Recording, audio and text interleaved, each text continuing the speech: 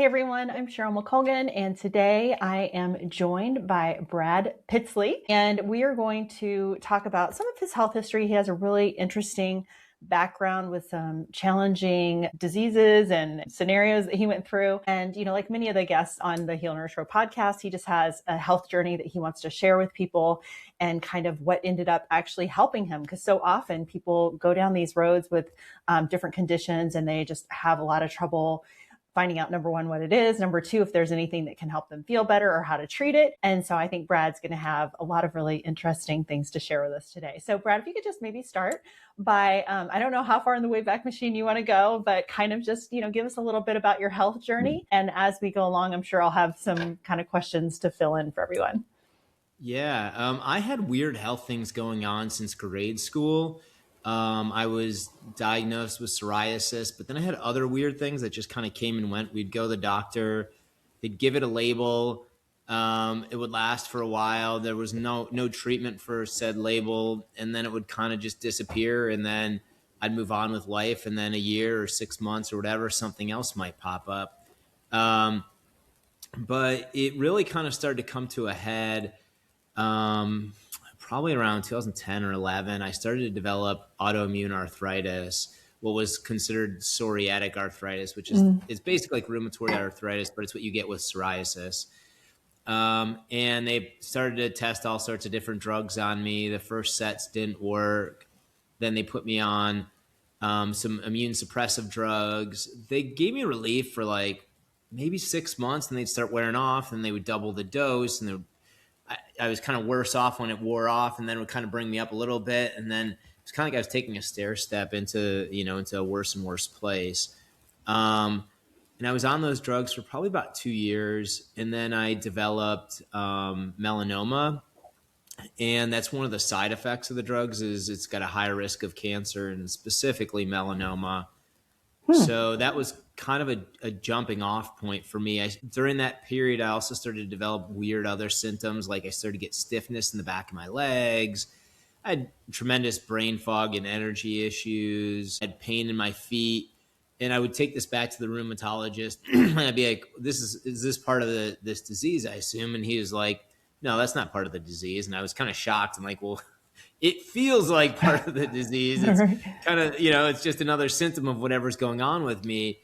But he didn't really acknowledge that. And then when I got cancer, I went back to him and I was like, hey, I'm really afraid. I'm like, if I keep taking these drugs, more risk of cancer. I don't take these drugs. I die crumpled up in a ball in the corner, so to speak.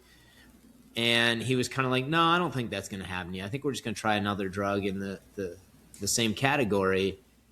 And that was like, I just started having alarm bells in my head, just started shouting at me. I was like, either path feels like it's very bad. And I had young children at the time. I was a relatively new father. And that was even more scary. I was kind of the single income in the household. And I just started I'm like, what happens if these things happen to me, to not just me, but my family? And that's kind of when I started jumping off and like doing my own research and trying to figure out what I call a third path forward, because neither of those really made sense to me. No, those both sound like not very good options. And I'm just kind of curious, when you were, going back to the doctor with these things, kind of two questions here, actually. One, and I think I already know the answer, but one, were drugs the only answer that this doctor was able to give to you? And secondly, I think having the cancer being a known side effect of the drug is really interesting. Do you ever talk about like what the mechanism that there is or anything to know about that, just for people with curiosity? Yeah. Mostly it was drugs. He did also offer me injections of steroids into some of my joints. He was very skilled at it because he said it was going to be very painful. It wasn't that painful, but steroids turn off your immune system. And it's the same thing with some of the drugs I was on. One of them was I won't call brand name, but it was a TNF inhibitor. TNF stands for tumor necrosis factor, and it's basically in a component of our immune system. And so there was some research done, and they found that if they turned off that component of your immune system, hey, the pain and symptoms go away. Unfortunately, as the name alludes to, it kills tumors. And when you turn it, we all have cancer in our body. Like right now as we speak, everyone has it. It's just our immune system is able to kill it off, and so it never really gains a foothold. But once you start tipping the balance of the scales, obviously, it can run amok. And that's what happened in my case. Yeah, very interesting. And also, it just brings up so many other questions that I'll have to go down a rabbit hole after we're done with our conversation. But so you had these things, you didn't have good relief, you were still having symptoms, then you got cancer. And I assume obviously you had to get treated for that at that point. Was that really the turning point for you to just be like, I've got to find some other way to manage this? How did things go from there?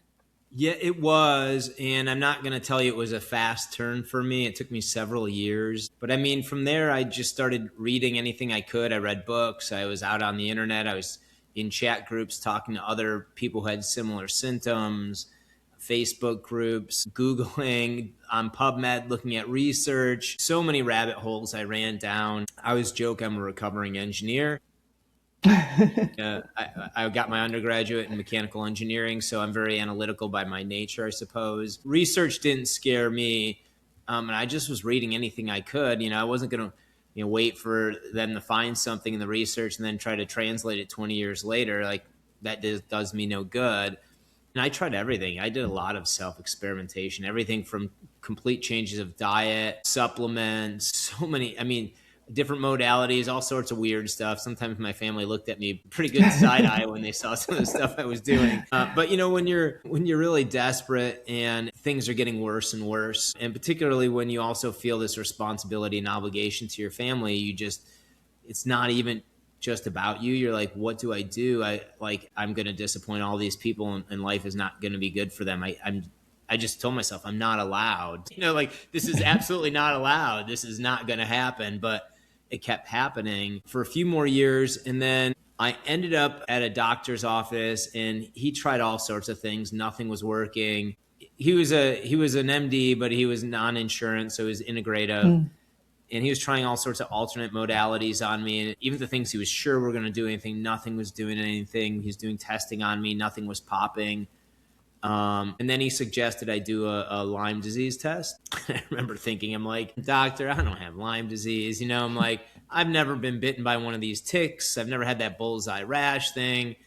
I'm thinking to myself, I don't have that. But I was kind of like, you know what? And it was expensive test at the time. It was like $500. Insurance didn't pay it, but I was like, you know what? I'm going to pay the $500. I'm going to do the test so he can see it's negative and we can get him off this Lyme thing. We can get to the real deal because it's not Lyme. And sure enough, it came back that I had Lyme disease and one of its co-infections called Bartonella, which is the infection that causes cat scratch disease as well. And I was so shocked. I went back to him. I was like, Doc, what's the chances this is a false positive? I don't think I have it. And he was like, Brad, it's a urine PCR, which means you have the DNA of those bacteria in your urine. What do you think is the chances it's false positive? I'm like, got it. And that's when it finally started to hit. Well, just for people that aren't familiar, I think everybody's kind of heard of Lyme disease at some point, maybe Bartonella, but what did that kind of mean to you at the time? Like, I'm sure once you got that diagnosis, you wanted to learn more about it. Were you thinking that explained some of the things that you had up to this point, or how did that mesh into the whole symptom profile? Lyme disease is incredibly challenging for a variety of reasons. One, it's very difficult to get under control. There's a lot of folks in America and across the world, quite frankly, suffering with it right now. The other reason it's tough is there's not a lot of doctors willing to treat it. There's this whole stigma about it. What makes it particularly difficult is there's this question on if it actually exists in some doctors' heads. It's like the weirdest thing in the world. We know there's this infectious agent. We know it infects humans. And yet when a human comes to a doctor and says, I've been infected by it, they're like, are you sure? And so you kind of get, I think the term I hear often is medical gaslit and on top of that, doctors for legal reasons often don't want to touch it. So my doctor didn't want to touch it. And he was like, look, you have to go to a Lyme specialist. It's 3 hours away. I recommend him as best I can. And it was a long waiting list to get into this doctor's office. And while I was waiting, I was relentless. I just couldn't sit here and let myself deal with all this. It was a 3-month wait. And so I just started reading voraciously on Lyme disease, to your point. I was reading all sorts of research. I was reading books on it, a lot of books on the the science and what was happening to your body mechanically. And it was actually pretty eye-opening, because when I started to read all these symptoms, I was like, I started to piece together all these pieces of the puzzle that happened to me in my childhood, things that happened more recently, things that the rheumatologist couldn't explain, but now were like clear as day what was going on. And so the jigsaw puzzle started to fall into place for me. So it was kind of an epiphany from that perspective. Yeah. Yeah, that's got to be, the waiting had to be one of the hardest things, I'm sure. And then once you finally got to him, did he, because he was specialized in Lyme specifically, did he have any solutions for you? Or then was it somewhere that you still No. had to go down the road? The disappointing thing is it ended up the whole family was diagnosed with Lyme disease, not just me, my children, and so forth. So we all carted in the car down 3 hours from, I live in Dallas area, down to Austin. He had a lot of things to say to us. It was kind of stuff I'd already read. Most of it I'd already tried.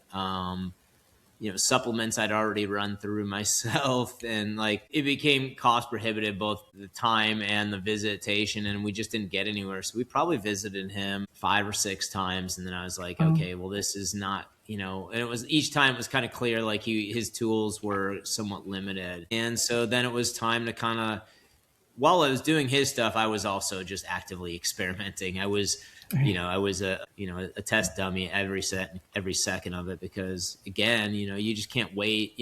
Come back in 2 months, you're like, if this thing doesn't work in a few weeks, I'll keep doing it, but I'll add other things and see where I go. Right. Well, I'm sure once you knew that your whole family had this issue, that probably made you want to solve it even more. Not that it wasn't enough for you to solve it for yourself, Yes. but now you've got other people that in your family that you want to feel well, Absolutely. It was definitely sat heavy on my mind. Just, I didn't want the kids to have to go down this path. So this kind of leads us into this whole backstory, into the sign that's behind your head right now, 1,000 roads, because you kind of did that many roads to get here, right? And so Yeah, that's right. what did you come across? I thought that was like one of the best business names I've ever seen, by the way, because knowing the backstory. But anyway, what was it that you found in the research, or what led you to kind of, there's a couple of things that did end up helping you, which is awesome, because I think now we're going to share this with people, because like you said, there's plenty of people out there with Lyme disease. There's plenty of people out there with unexplained illnesses or things that are affecting them. And, there are some interesting tools that do worked in your case. So how did you end up finding what actually ended up working for you? Well, I eventually started doing a lot of research, all sorts of things. And one thing that stuck with me was mitochondrial health. I hear more and more folks talking about it in recent years, which is great. But this is probably about, it's a little 10, 12 years ago. It really wasn't a well spoken about area. And the more I researched about mitochondrial health, the more I realized like this is at the root of everything. So for your listeners, the mitochondria are this little organelle, this little subset inside all of your cells that produce the energy.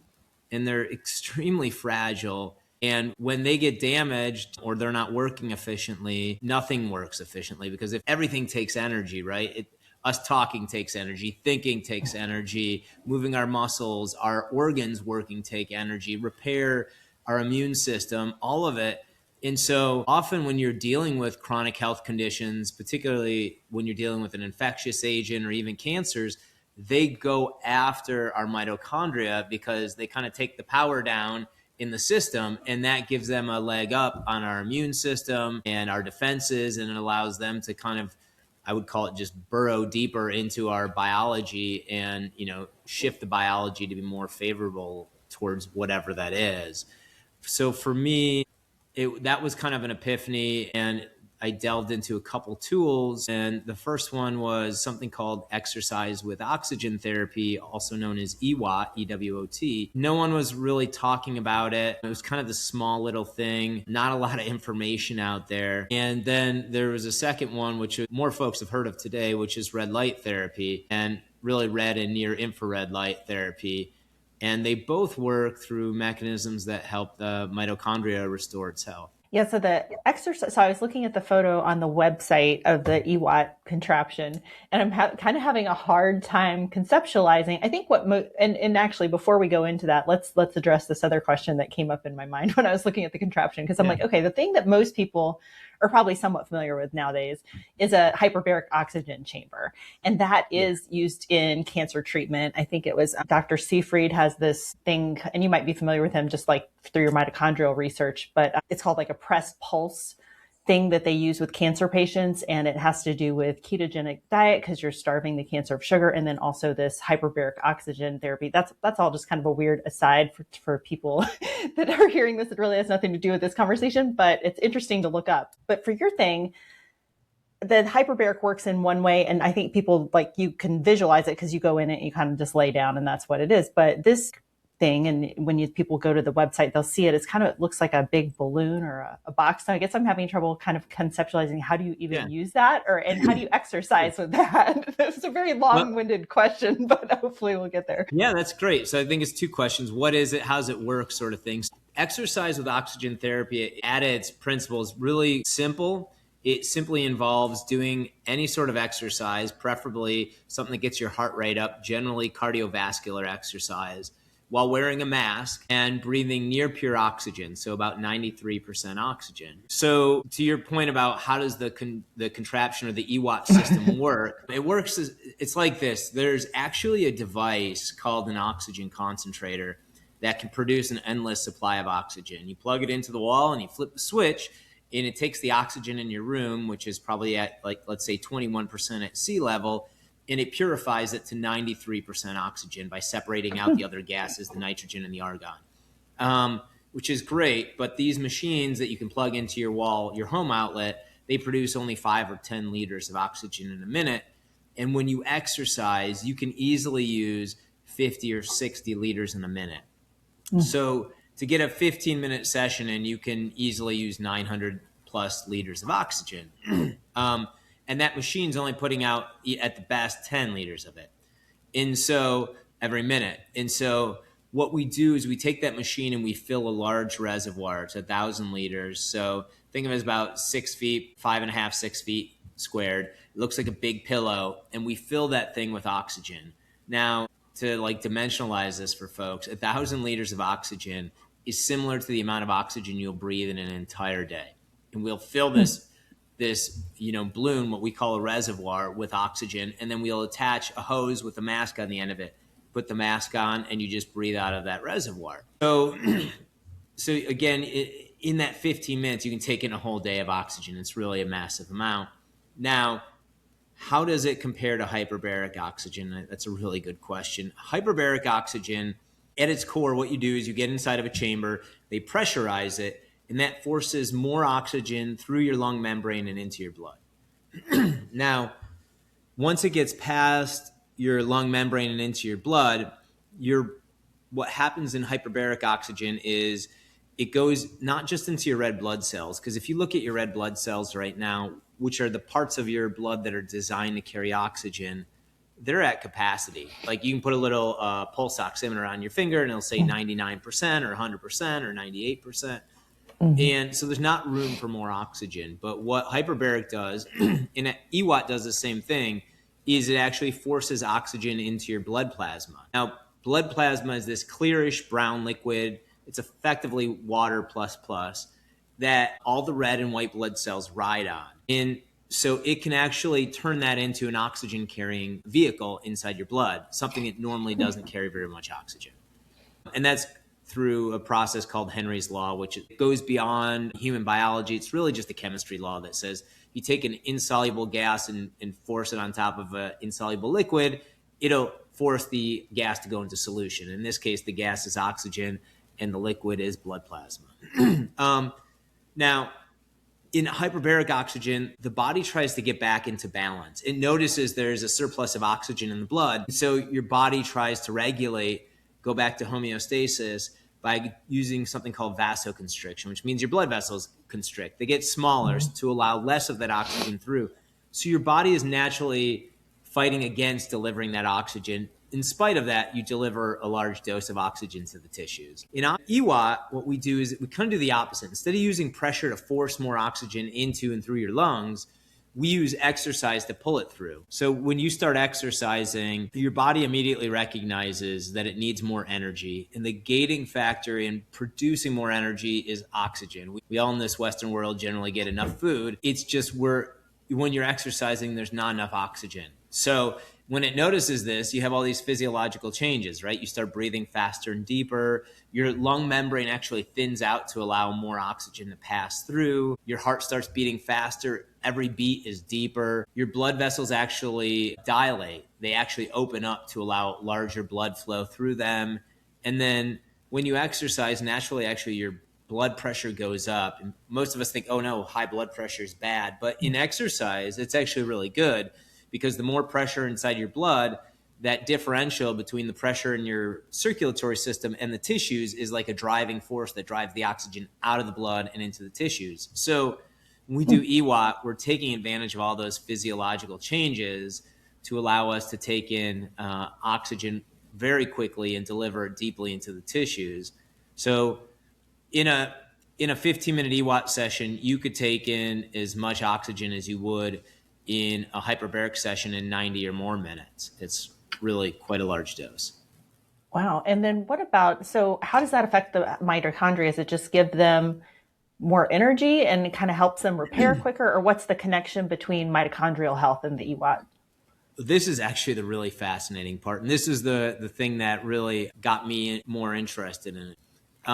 EWOT was founded actually in the 1960s and 70s. There was this prolific inventor named Manfred von Ardon. He was a German physicist inventor. Like, he invented the scanning electron microscope. He helped commercialize television technology in the 1930s. And he got interested in oxygen in the 1960s and 70s because there was a gentleman named Warburg in the 1920s who had proven that he could take any cancerous cell, any regular cell, and turn it into a cancer cell simply by depriving it of oxygen.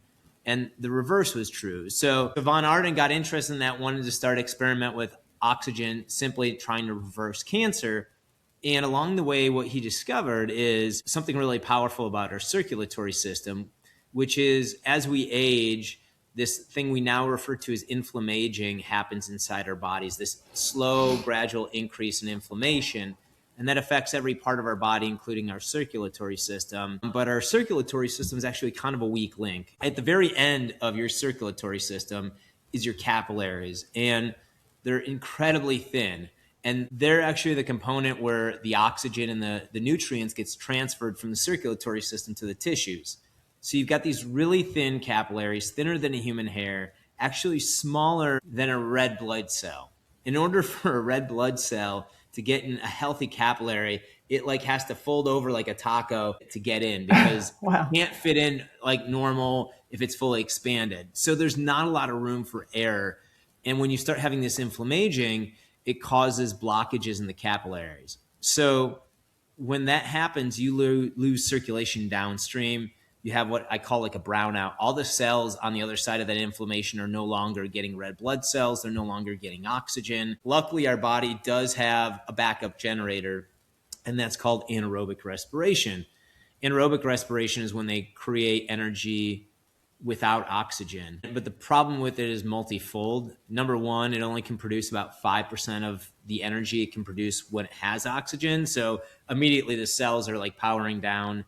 They're not able to do all of their essential functions. The problem is it produces a massive amount of metabolic waste and free radicals. And those things damage our mitochondria, because our mitochondria are incredibly fragile, as we spoke about earlier. And they're right at the heart of it. Wherever you're producing energy, you have some free radicals. But now when you shift over to anaerobic, all of a sudden you're just spitting out all sorts of damaging chemicals, if you will, and it has no energy, so it has no way to actually clear it. And so it becomes, I kind of call it's like a doom loop, which is it starts with dysfunction. The dysfunction causes more free radicals, which causes more damage and dysfunction. And soon enough, you've got these kind of almost zombie cells. They're just having a hard time doing anything. And then when you do EWOT, what's amazing is the oxygen, because it's inside the plasma, it can get through those blockages. So it immediately starts to feed those downstream cells the oxygen they've been starving. But more importantly than that immediate fix, if you will, is they cause an anti-inflammatory effect. And this was another like big aha in my healing journeys when I realized there's plenty of research on this. Anywhere in your body you have inflammation, you have the hypoxia, which is the fancy medical term for oxygen starvation. So inflammation means local oxygen starvation. And anywhere you have oxygen starvation, you have inflammation. They go hand in hand. You can't have one without the other. And so when we restore oxygen, even in the circulatory system, we can turn off that inflammation that's happening in our capillaries, reestablish normal blood flow. So you get done doing your EWOT sessions. And Von Arden discovered this. He had elderly people. He looked at their capillaries and their throughput, and he had them do just a couple sessions of EWOT. And they came back weeks later, and their microcirculation was still reestablished to more youthful levels. So he was able to open them back up where red blood cells were able to deliver oxygen. Really, at the root of it all is, every chronic illness you can think of, it has inflammation, right? I mean, there's not one, Alzheimer's, cancer, autoimmunity, the list goes on and on. Name one and it has chronic inflammation. And there's a gentleman, Arthur Guyton, he wrote the textbook Medical Physiology, and every doctor any of us has ever gone to had to use that medical physiology book when they went to medical school. It's been the standard across the world for over 50 years. And he has this great quote where he says, all disease at its root is lack of oxygen. And it's really true, because once the mitochondria break down and we start having inflammation, all of the negative effects come from downstream from that. And so that was kind of my aha light bulb moment, which is if I can turn my mitochondria on and I can turn down the inflammation and eventually turn off the inflammation, then like my body will have energy to get ahead. It can start to repair itself. It can start to detoxify. The immune system then will have energy to do everything it needs to do and help, kind of kick on and start to fight a good battle, so to speak. Yeah, I want to go back to how this actually helped you and how you actually found one and all that stuff. But my brain is just going, the one thing that I keep coming to hearing your explanation, that was an amazing explanation, by the way, for lay people. I can tell you're an engineer. So the system where you're talking about going all the way to the capillaries, I mean, heart disease is the number one killer, right? And I think a lot of it is the chronic inflammation that you're talking about. But obviously, once that process is already done, you're describing how the capillaries can't get any red blood cells. So to me, it would make perfect sense that this might be, not only did it help you in your disease process with Lyme disease and the arthritis and everything, but it seems like it would be pretty amazing for cardiovascular patients or people that don't have good blood flow, like that on top of the mitochondrial benefit. It's actually, we are helping folks with everything from autoimmunity, cancer, Lyme, long COVID, chronic fatigue, Parkinson's, heart disease, so many things, because if you can turn off the inflammation and you can give the body energy to heal, it will do just amazing things. That was kind of like the shocking thing to me when I first got into it. I was like, wait a second. Like every time I was treating myself as a pincushion and trying something new, I always had to ask the question, like, what if this doesn't work? And like, what damage could I be doing? Because there were things that were a little bit risky, to be quite honest, or I found out risks, a little bit too late for my liking. But this was one where it was like, it's oxygen. And like, so it was kind of shocking when I started looking at the benefits, and I was like, this is kind of crazy that we're talking about something as simple as oxygen with all these health benefits. But yeah, we've had folks with all sorts of different chronic cardiovascular conditions. Now, there's a lot of health benefits to it, but the other crazy thing about oxygen is there's all these athletic performance benefits. So, and this is important because directly to your cardiovascular component, which is actually a lot of Olympic teams have used EWOT to improve their athletic performance. And because athletic teams are very science driven, there's some really good research on it showing it improves VO2 max, reduces recovery time, improves short-term memory, it improves power output, etc. And all of this is really due to being able to fuel our cells and our muscles more, and also helping clear out all that metabolic waste. because that metabolic waste primarily develops when you have a shortage of oxygen when you're exercising. Amazing. That something so simple could be so hugely beneficial. So once you finally saw this, you're like, oh, Warburg knew this about cancer and this guy's onto this exercise with oxygen thing. Like, well, how do you do it? Where do you get it? Like, nobody's ever seen this before. I think, like you're saying, the athletic teams might have it and stuff, but I mean, I've certainly never been anywhere where I've seen like, hey, get EWOT therapy here. So how did you find it? It's really, really kind of a rare thing. And 15 years ago, it was incredibly rare. There really wasn't anywhere to go. You could find it occasionally. You might find it in a chiropractor's office here or there, or some sort of recovery clinic. Now, nowadays they're more widespread. So there are places that do it, doctors, chiropractors. But for me, there were a couple folks selling it, but I didn't have a whole lot of faith. There was no customer reviews. There was no customers talking about it on chat. It was just them as the company. And a lot of them spoke in superlatives and like marketing speak that it just didn't make me feel really comfortable. And they were very expensive too. They were, maybe the cheapest was $5,000 and the most expensive one I saw was $2,000. And it was this kind of crosshatch of, I didn't have confidence. And geez, that's a lot of money for this next experiment when the last 26 behind me didn't do anything, or 57 or whatever it was. So that's when I kind of did a little bit more research and decided I was going to try to build my own. Yeah, I was thinking that. I was like, if I was an engineer, the next thing would be like, can I just build this? So that's what you did, obviously, right? I did it out of necessity because I just didn't have faith. I built my own. I didn't think it was, I'll be honest, I didn't think this was going to be my solution. Nothing else was. And I started doing it. And, slowly but surely, I started to walk out of that basement, that proverbial basement. I just kept taking steps up and up. At first, it was subtle, and then it was kind of all at once sort of thing where I was shocked.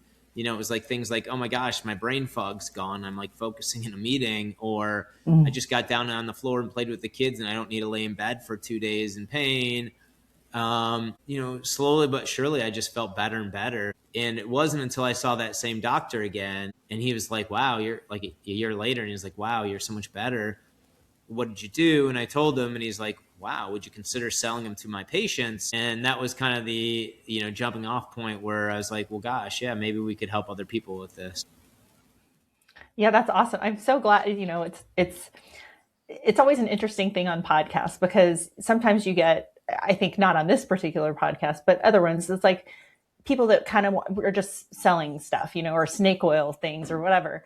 But what I really love is when there are people that, had their own health problem.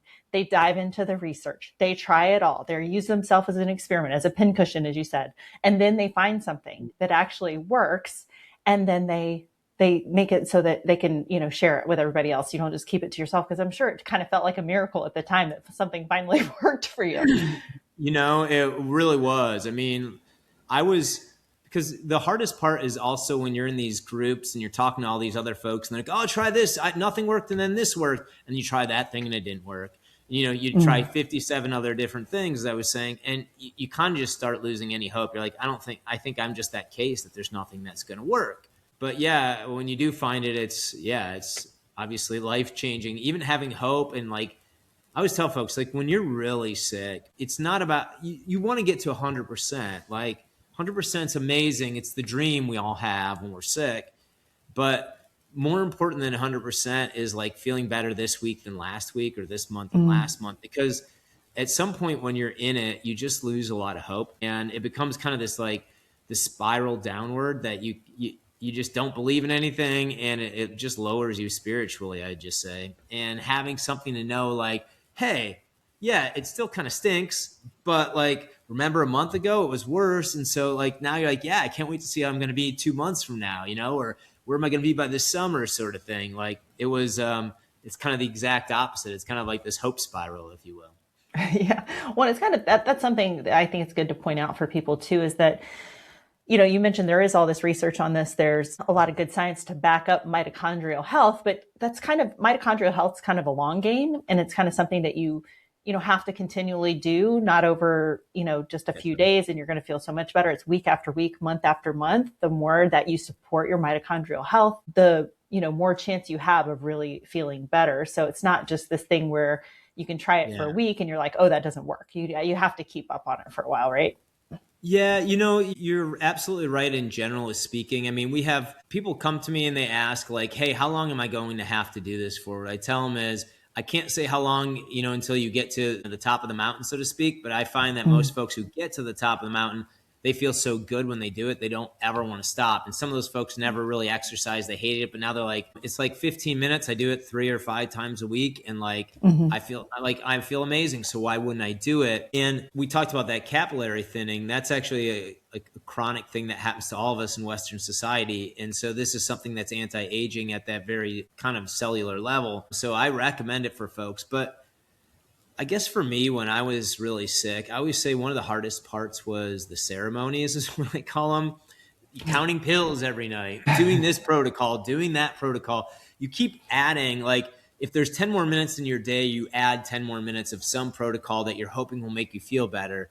And then you get to a point where you realize you're spending 6 hours of your day, all you're doing is these protocols, and it just becomes overwhelming. You're like, even if I felt better, what's the purpose if all I'm doing is going from the sauna to the this, and I'm doing this pill, and I'm doing this. And that's kind of the what I found one of the things I really loved about EWOT was is something I could do consistently in my home, 15 minutes a day, and it helps with your mitochondrial health. It helps with detoxification. It helps with energy. So it's like it's multiple. It's kind of multifaceted in the way it benefits you, in a relatively short period of time.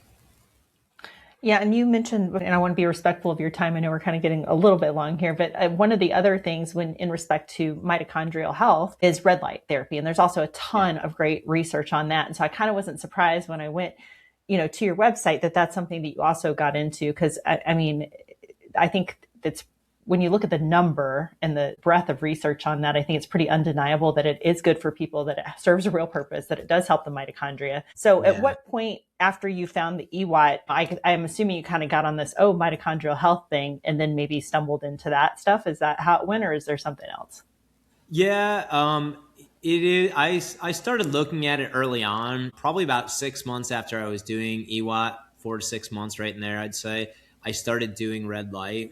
um, the fast. So you're right. There's like tens of thousands of peer-reviewed research studies out there, and what it does.